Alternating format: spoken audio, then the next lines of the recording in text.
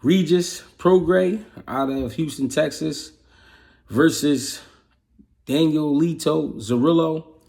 Regis Prograis now has a record of 29-1 with 24 knockouts. Pretty good puncher. Danielito Zorrilla now has a record of 17-2, 13 knockouts. Pretty good puncher. Honestly, first of all, I want to say I think Danielito may have pulled this win off against Regis Prograis. Crazy to say because he was a late call. I believe he had 3 weeks notice, 3 weeks to a month notice about the fight. His first title shot at 140 pounds. A lot of people didn't know about this guy. I didn't know about this guy. I've never heard of this guy, but he was a sleeper, sneaky boxer puncher. As Regis found out in the first round, I believe he got knocked down with a right hand. They did not call it. They didn't call a knockdown at all. They picked Regis up, let him wipe his gloves off and come on back. But he definitely felt the shot. I need y'all to pay attention after he got hit with the shot. I want y'all to peep his diddy bob after after the ref pick him up or whatever. Not pick him up, but help him up and get him together. Let him check himself. Gave him a little extra time to get himself together, if you pay attention. Regis Prograis, I felt like was trying too hard in this fight, and the reason I say that he was reaching, his timing was off, jab really wasn't working. He was giving me 1 or 2 jabs here and there, but nothing. He wasn't really finding his man. He wasn't tracking him down. He wasn't cutting the ring off too much. He was letting the guy really box around him. Regis did look like he had some weight on him, a little bit of extra weight. Looked like he looked a little lazy to me. A lot of people forget, even though we speak about him, he's one of the elders of the 140-pound division.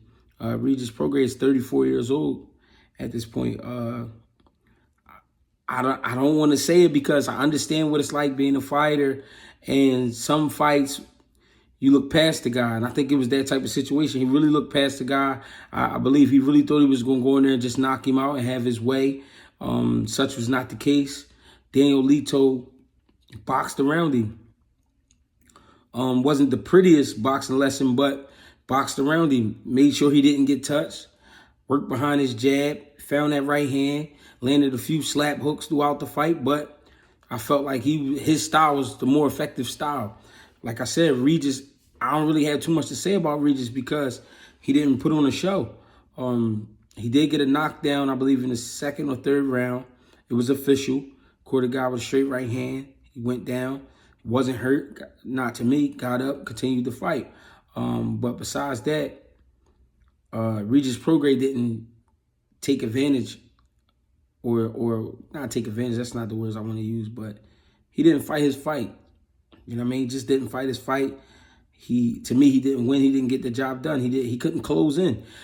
It was kind of like the fight with Boots and Karen, but it was like he wasn't landing anything. Boots was landing shots here and there throughout that fight.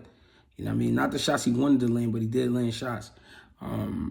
Regis Prograis was opposite. To me, he didn't land too much of anything.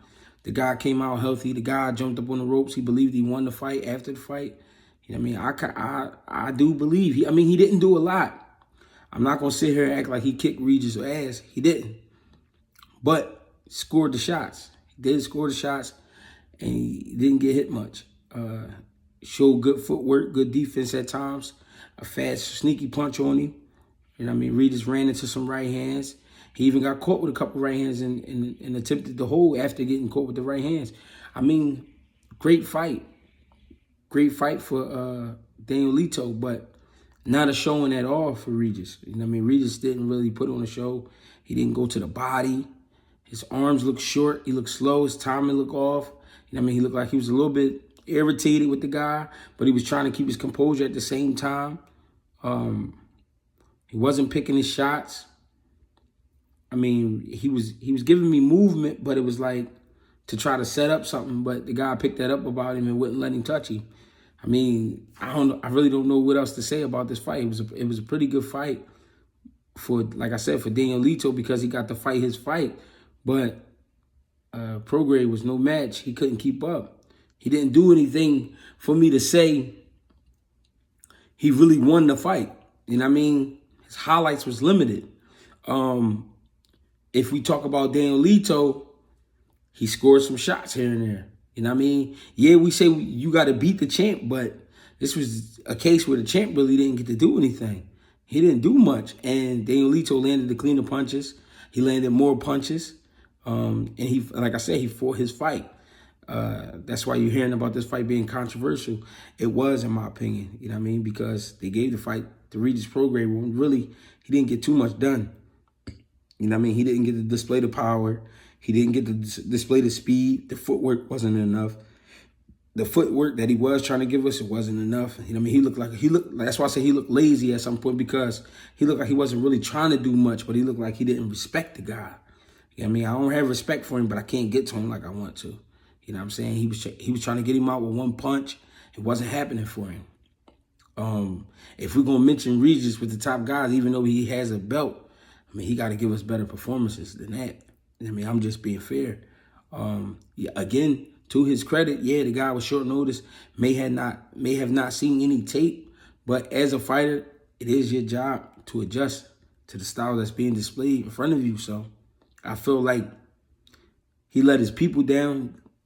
He let the fans down because he really didn't do anything.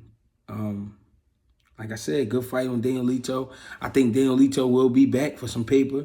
You know what I mean? Him going up and challenging for a belt on short notice and, you know what I mean, doing his best, which was effective. I think we will see more of this man. You know what I mean? These are the kind of fighters that you got to worry about, the guys you don't hear about. You know what I mean? People like to really make a rave about the guys we know, but it's a bunch of guys out here in boxing that's ready to go, that's willing to fight, that we don't know about. And this is why you can't take anybody light. You can't take anybody light in boxing. I mean, you shouldn't take people light in life, but definitely in boxing, because we here to, you know what I mean, put hands on each other. And you can get really hurt. You know what I mean? Luckily, Regis was fighting more of a boxer than he was a puncher. You know what I mean? If this guy was more of a puncher and, you know, was pushing forward the entire fight, might have been a different fight.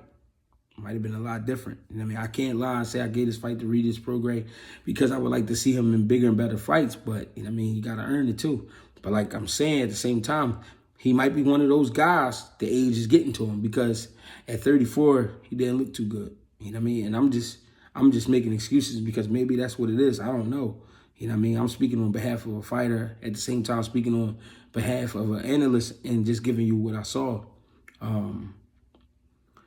Like I said, great fight for Danielito. I don't know what else way to put it. I appreciate y'all for tapping in. I'm Greg Hackett. Get me on Greg Hackett 86 on Instagram, Greg Hackett 215 on Twitter, Greg Hackett on Facebook. Appreciate y'all. Thank you.